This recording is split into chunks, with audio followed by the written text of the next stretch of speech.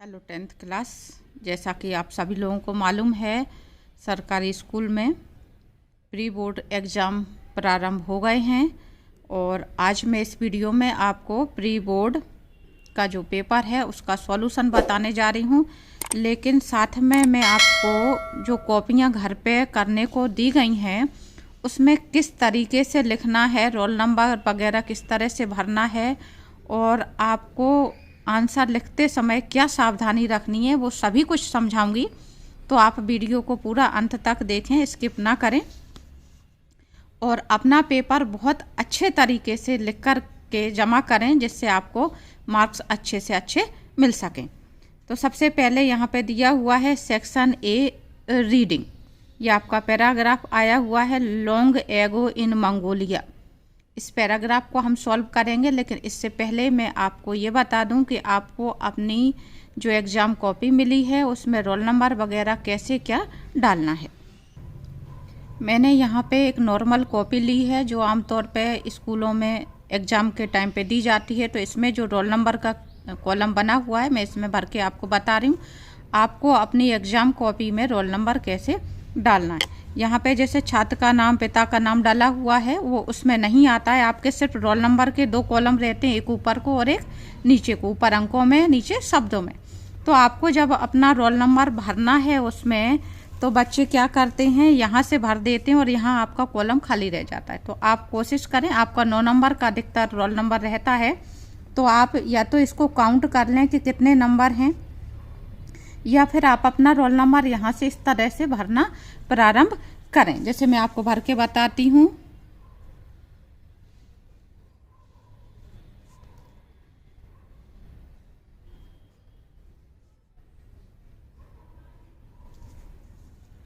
जैसे मैंने ये भरा हुआ है 19 22 0 2 3 5 6। जब आपको शब्दों में लिखना है तो आप उसको लाख, हजार यानी इकाई, दाई, सैकड़ा में नहीं पढ़ेंगे। जब आपको इसको शब्दों में भरना है तो जैसे यहाँ पे 6 बना हुआ है, आप उसी कॉलम में धीरे से 6 लिखेंगे जो आपका शब्दों का है। इस तरह से आपको धीरे से 5 लिखना है, 3 लिखना है, 2 0 2, इस तरह से आपको अपना रोल नंबर भरना है। और जब आप अपना एग्ज़ाम पेपर हल करेंगे, सॉल्व करेंगे, तो आपकी कॉपी में इस साइड को इस तरह के कॉलम बने हुए दिए होंगे जिसमें पूर्णांक और प्राप्तांक लिखा होगा और उसमें एक पेज नंबर का कॉलम और रहता है। यदि आपका पेज नंबर का कॉलम डला हुआ है तो आप ध्यान से देखें कि आपकी कॉपी में पेज नंबर डले होंगे। यहाँ पे ये सिंपल कॉपी है एग्ज़ाम की, इसमें पेज नंबर नहीं डाले होते हैं। लेकिन आप लोगों को जो बोर्ड में कॉपी मिलती है उसमें पेज नंबर डाले होते हैं। तो यदि पेज नंबर डाले हैं तो आपको ये ध्यान करके चलना है कि आप अपना कौन सा क्वेश्चन नंबर किस पेज नंबर पे हल कर रहे हैं उसको यहाँ पे ज़रूर नोट करें। जैसे यहाँ पे सिर्फ 2 ही कॉलम है, पूर्णांक, प्राप्तांक, और यहाँ पे यदि डला हो कि पेज नंबर, यानी आपने अपना क्वेश्चन नंबर 1 किस पेज पे हल किया है, क्वेश्चन नंबर 4 किस पेज नंबर पे हल किया है। तो अगर पेज नंबर का कॉलम है तो आप पेज नंबर इसमें ज़रूर डालें।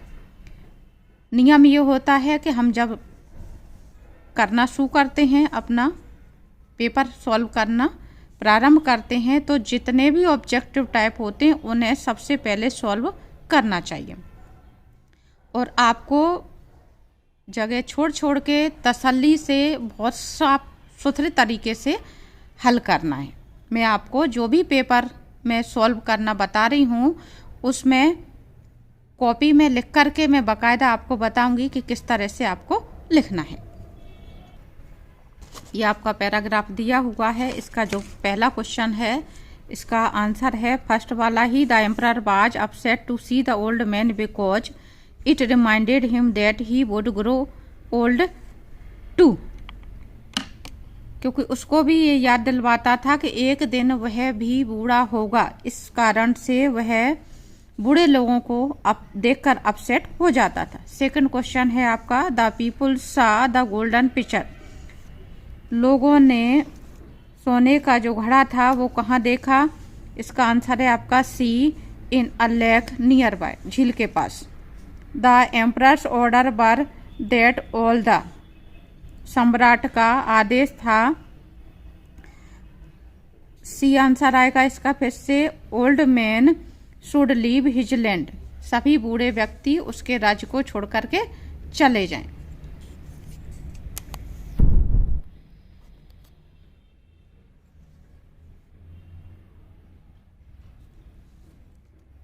और अगला है, what did the people who went to bring the picture get? इसका भी आंसर है आपका C, a handful of water. और नेक्स्ट है, द एम्परर फियर्ड, राजा को डर था, क्या डर था सम्राट को? गेटिंग ओल्ड, कि वह भी बूढ़ा होगा, इस बात का डर था। तो अब आपने ये निशान लगा लिए, इनको लिखना कैसे है कॉपी में? आप इस तरीके से लिखेंगे।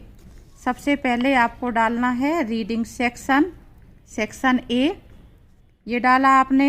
आपको क्वेश्चन नंबर 1 या यहाँ पे आप आंसर नंबर 1 डाल सकते हैं।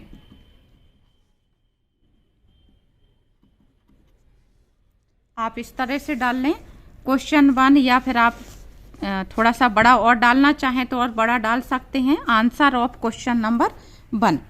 आपका पैसेज क्या था?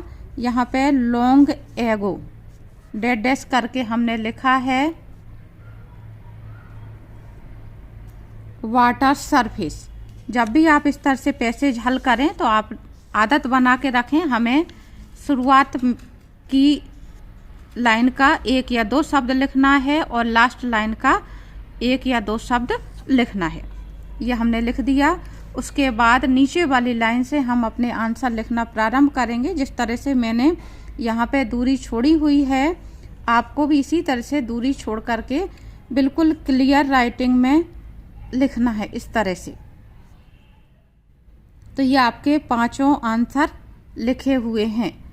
अगला आंसर आप अगले पेज पे फिर से नंबर डाल के शुरू करेंगे। नेक्स्ट क्वेश्चन है आपका क्वेश्चन नंबर 2।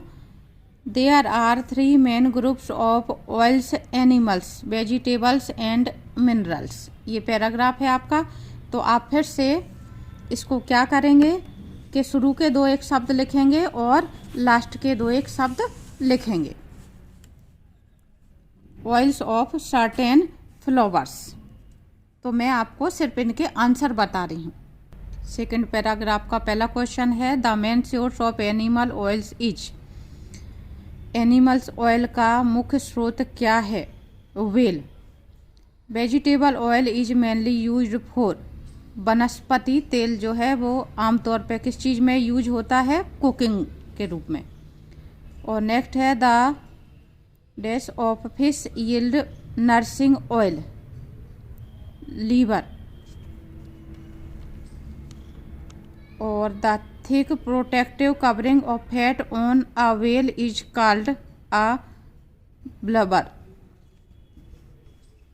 और अगला है, write the noun form of the word protect. तो इसका आंसर आएगा आपका प्रोटेक्शन। मैं आपको लिख करके बता रही हूँ, ये आपकी कॉपी में लिखे हुए इस तरह से आ जाएंगे। आपको फिर से क्वेश्चन नंबर 2 और आंसर नंबर 2 जो भी आप डालना चाहें, और यहाँ पे आप डेड डैश करके जो मैंने पहले क्वेश्चन में आपको लिख के बताया पैराग्राफ को आपको नोट करना है। फिर आपको इस तरह से लिखना है। फर्स्ट का आंसर है ए नंबर का, तो आपको ये भी लिखना है ए व्हेल। सेकंड का आंसर है ए कुकिंग। थर्ड का आंसर है सी लीवर। फोर्थ का आंसर है बी ब्लबर। और फिफ्थ का आंसर है डी प्रोटेक्शन। तो ये जो डाले हैं ये आप अगर डाल दें तो अच्छी बात है, नहीं डाले हैं तो कोई दिक्कत नहीं है, लेकिन आप इसको भी, ये जो मेन नंबर रहते हैं आपको वो लाइन के आप इधर डालें और इन्हें थोड़ा सा ऑब्जेक्टिव को अंदर लिखना है। ऑब्जेक्टिव क्वेश्चन जितने भी हैं वो हमको पेपर में सबसे पहले हल करने होते हैं। तो ये आपके 2 ऑब्जेक्टिव टाइप क्वेश्चन हो गए। आगे हम सेक्शन सी हल करेंगे और जो आपका सेक्शन बी है वो आपको सबसे लास्ट में हल करना है। आगे है आपका क्वेश्चन नंबर 7 सेक्शन सी में fill in the blanks choosing the correct alternative given in the brackets any 5।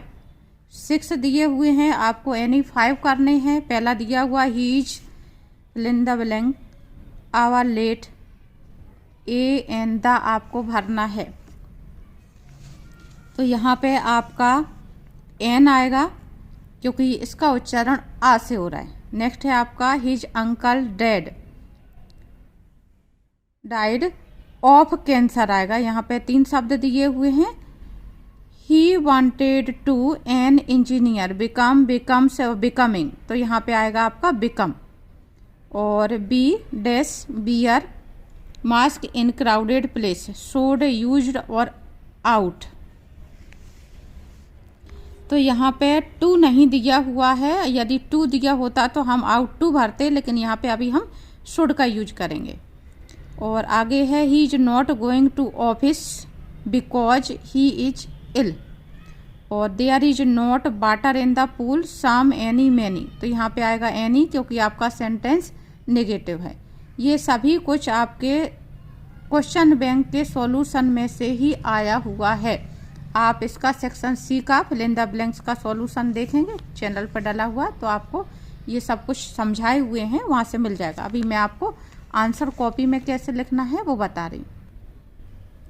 आपको कॉपी में क्वेश्चन कहीं भी रिपीट नहीं करना है, आपको सिर्फ डालना है आंसर नंबर 7, क्वेश्चन नंबर 7। और यहाँ पे आप डाल सकते हैं सेक्शन सी क्योंकि आपका डाला हुआ है सेक्शन सी। ग्रामर यहाँ पे लिख दें आप। और इस तरह से आपको पहले में एन, दूसरे में ऑफ, तीसरे में बिकम, चौथे में शुड, 5वें में बिकॉज और फिर एनी। तो आपको कोई 5 करने हैं, आपकी मर्जी है, आप जो भी 5 करना चाहें। आप लास्ट का छोड़ना चाहें तो लास्ट का छोड़ दें। और यदि आप मान लो 3 नंबर का छोड़ रहे हैं तो फिर आप अगले में 4 नंबर ही डालेंगे। आप इसको 3 और 4, 5 इस तरह से नहीं करेंगे। ये खास सावधानी आपको ध्यान रखनी है। नेक्स्ट क्वेश्चन है आपका question number 8 do as directed. इसमें भी आपको एनी 5 करना है। इसको करते समय भी बच्चे कॉपी में बहुत गड़बड़ करते हैं, तो मैं आपको आंसर बता रही हूँ। Ravi is very intelligent, he can pass this exam easily. आपको सो दैट से इस सेंटेंस को कंबाइन करना है। Children are making toys, change the voice, आपको पैसिव वॉइस बनाना है। और if you run fast you can catch the bus, आपको अनलेस का यूज करना है इसमें इफ़ के स्थान पे। नेक्स्ट है आपका he did his work well, ये आपको नेगेटिव बनाना है। They are selling their house, present perfect tense में आपको चेंज करना है। और लास्ट है आपका Seema is my sister, she is sitting at the last bench. आपको हु से दोनों सेंटेंस को कंबाइन करना है। तो इसके आंसर लिखते समय थोड़ी सावधानी रखें आप। मैं जो बात बता रही हूँ वो आप थोड़ा सा समझ करके चलें। हमने जो भी सेंटेंस में चेंज किया है उसको बच्चे अंडरलाइन नहीं करते। जो फर्स्ट क्वेश्चन था आपका रवि इज वेरी इंटेलिजेंट, और दूसरा सेंटेंस था ही can pass the exam easily. दोनों को सो दैट से जोड़ना है आपको। तो जहाँ भी सेंटेंस में आपके पहले वाले में वेरी लिखा है उसको हटा के हमने शो कर दिया। जहाँ पे हमारा पहला सेंटेंस ख़त्म हुआ वहाँ पे हमने दैट लगा करके दूसरे सेंटेंस को पूरा वैसा का वैसा ही लिख दिया। लेकिन हमने सो लगाया और दैट लगाया, उसको हमें अंडरलाइन करना है। ये बात बच्चे ध्यान नहीं करते हैं। नेक्स्ट सेंटेंस है आपको पैसिव वॉइस बनाना था। चिल्ड्रन आर मेकिंग टॉयज, तो आंसर होगा toys are being made by the children. Third है आपका अनलेस का यूज करना था आपको इफ के स्थान पे। तो जहाँ इफ था वहाँ पे हमने लगा दिया अनलेस। तो हमने चेंज करा है सेंटेंस में, इसलिए हमने इसको अंडरलाइन करा। Unless you run fast you can not catch the बस। यहाँ पे हमें सेंटेंस को नेगेटिव बनाना पड़ेगा क्योंकि पहला सेंटेंस अनलेस की वजह से अपने आप नेगेटिव हो गया। तो हमने ये जो चेंज करा है इसको भी हमें अंडरलाइन करना है। इससे बच्चों क्या होती है, कॉपी चेक करने में बहुत आसानी होती है। और जितना ज़्यादा कॉपी चेक करने में आसानी होगी टीचर आपको फटाफट नंबर देते चला जाएगा। अगला क्वेश्चन है आपका निगेटिव बनाने के लिए he did his work well, तो he did not do, do does did जब आता है तो हम नॉट डू लगाते हैं, तो हमने not do his work well, did के बाद ही नॉट डू लगा दिया, तो इसको भी अंडरलाइन किया। नेक्स्ट है आपका they are selling their house, आपको प्रेजेंट परफेक्ट में चेंज करना था, तो प्रेजेंट परफेक्ट की हेल्पिंग वर्ब होती है हैज या हैव, और वर्ब की थर्ड फॉर्म आती है, तो यहाँ पे हमने आर हेल्पिंग वर्ब को हटा के हैव कर दिया, सेलिंग आईएनजी वर्ब को हटा करके वर्ब की थर्ड फॉर्म सोल्ड कर दी, तो they have sold their house, तो ये हमने चेंज करा सेंटेंस में, इसलिए इतने को हमने अंडरलाइन किया। लास्ट का है आपका रिलेटिव क्लॉज, यानी हु से वाक्य को आपको कंबाइन करना था। सीमा सब्जेक्ट लिखने के बाद हम यहाँ पे जहाँ पर भी हमारा नाउन है, नाउन के तुरंत बाद हम दूसरा सेंटेंस रखते हैं हु लगा करके। यहाँ पे नाउन के लिए दूसरे सेंटेंस में जो भी शब्द आया था उसको हमने हटा दिया, तो हमने ये जो नाउन है उसी के बाद हु लगाया और दूसरा सेंटेंस पूरा रखा और कॉमा लगा करके बचा हुआ पहला वाला सेंटेंस लिखा। इस तरह से हु से वाक्य जोड़े जाते हैं। तो ये आपका अंडरलाइन क्लॉज जो है वो ग्रामर की भाषा में रिलेटिव क्लॉज कहलाता है। तो ये 6 हो गए। आपको जो भी 5 के आंसर लिखने हैं वो आप सावधानी पूर्वक लिखें, लेकिन आपको नंबर वही डालना है जो पेपर में नंबर डाले हैं, यानी कि इसमें जो नंबर डालें। अगर आप लास्ट का छोड़ते हैं तो शुरू के 5 नंबर डाल सकते हैं, या फिर आप अगर मान लो 5 नंबर छोड़ रहे हैं तो 4 के बाद आप 6वां नंबर ही डालेंगे, 5 नंबर नहीं डालेंगे, ये खास सावधानी रखें। आगे है आपका क्वेश्चन नंबर 9, यहाँ से सेक्शन डी प्रारंभ हो जाता है, इसमें डाला हुआ नहीं है पेपर में। ऑब्जेक्टिव टाइप है answer the following question any 6, इसमें भी आपको चॉइस दी हुई है। How much money did Lencho want, Lencho ने जो धन मांगा था कितना मांगा था, तो पहला ही आंसर है इसका करेक्ट, 100 पेसोस मांगा था। What did the crow shake on the poet, यहाँ पे काउ डाला हुआ, ये मिसप्रिंट है, क्रो होगा। कौए ने कवि के ऊपर क्या गिरा दिया था, तो ये आंसर है आपका B, dust of snow. According to Nelson Mandela what is countries greatest wealth, it's people, इसका भी आंसर नंबर आएगा बी। नेक्स्ट है आपका which of these names did Anne give to her diary, Anne ने अपनी diary को क्या नाम दिया था, इसका आंसर है आपका ए, किटी। और नेक्स्ट है in what way Peggy was cruel to Wanda, किस तरह से पैगी वांडा के प्रति निर्दयी थी, व्यवहार उसका क्रूर था। पहला ही आंसर आएगा she made fun of her, वह उसका मजाक बनाती थी। Coorg is famous for, Coorg किस लिए फेमस है, इसका आंसर आएगा सी, कॉफ़ी के लिए फेमस है। और where did Siddhartha go to stay until the enlightenment came, Siddharth ने कहाँ पर प्रतिज्ञा की थी कि जब तक उन्हें ज्ञान प्राप्त नहीं हो जाता वो वहाँ से नहीं उठेंगे, तो इसका आंसर है आपका बी वाला, अंडर पीपल ट्री। तो ये 7 हैं, आप जो भी 6 करना चाहें उन्हें लिखेंगे, मैं कॉपी में लिखे हुए बता रही हूँ। यहाँ से आपका सेक्शन डी प्रारंभ हो जाता है, आपके पेपर में नहीं डाला है तो भले ही आप ना डालें, आप इसको इस तरीके से भी लिख सकते हैं, आंसर ऑफ क्वेश्चन नंबर 9। बच्चे कई बार हिंदी में लिख देते हैं क्वेश्चन नंबर 9 का आंसर, यहाँ पे का यूज हमें नहीं करना है, हम सिर्फ इसी तरीके से लिखेंगे। तो ये मैंने आपको लिखे हुए बता दिए कि पहले का आंसर ए नंबर है, बी नंबर, फिर सी नंबर, तो आप इस तरह से दूर दूर जिस तरह से मैंने कॉपी में लिखा हुआ है इसी तरीके से लिखें, जो भी आपको करने हो उतने। नेक्स्ट क्वेश्चन है आपका 10A, read the following extract from the prose and answer the questions given below. ये आपका पहले लेसन का एक पैसेज दिया हुआ है, द हाउस द ओनली और नॉर्थ ईस्ट, आपको इस तरह से डेड डैश करके डालना है। मैं इसके आपका आंसर बता रही हूँ। From which lesson has this text been taken, किस पार्ट से ये लिया गया है आपका, तो आंसर है आपका अ लेटर टू गॉड। और दूसरा है where was Lencho's house situated, Lencho का घर कहाँ स्थित था, तो इसका जो आंसर है आपका वो है C, on the crest of a low hill, पहाड़ी की चोटी पर। थर्ड है find out the word from the above passage which is similar to the word closely. Closely का सेम मीनिंग आपका बताना है, तो इसका आंसर है आपका इंटीमेटली। ये भी आपका क्वेश्चन बैंक का ही पैसेज है। इसका आंसर आप इस तरीके से लिखेंगे, मैंने आपको ये बता रखा है लिख करके। आपको यहाँ पे पैसेज डेड डेस करके डाल लेना है और इस तरह से आप 1 2 3 और अंदर इस तरह से नंबर डालेंगे। इसी का बी नंबर है आपका पोयम का एक्सट्रैक्ट लिया हुआ है, ये आपका फायर एंड आइस पोयम में से। पहला क्वेश्चन है from which poem have this line been taken, किस पोयम में से ये लाइनें ली गई हैं, तो ये आंसर है आपका पहला fire and ice. What is the meaning of Paris, Paris शब्द का क्या मीनिंग है, तो इसका मीनिंग है बी डाई। और right the name of the poet of the above poem, ये जो पोयम है इसके कवि का नाम बताना है, तो इसका आंसर है आपका रॉबर्ट फ्रॉस्ट।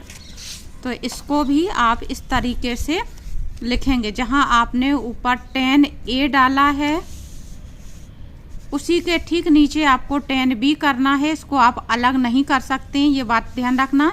यदि 10A के बाद आपने कोई दूसरा क्वेश्चन कर दिया और फिर 10B करते हैं तो आपको ये जो क्वेश्चन आंसर हैं ये काट दिए जाएंगे।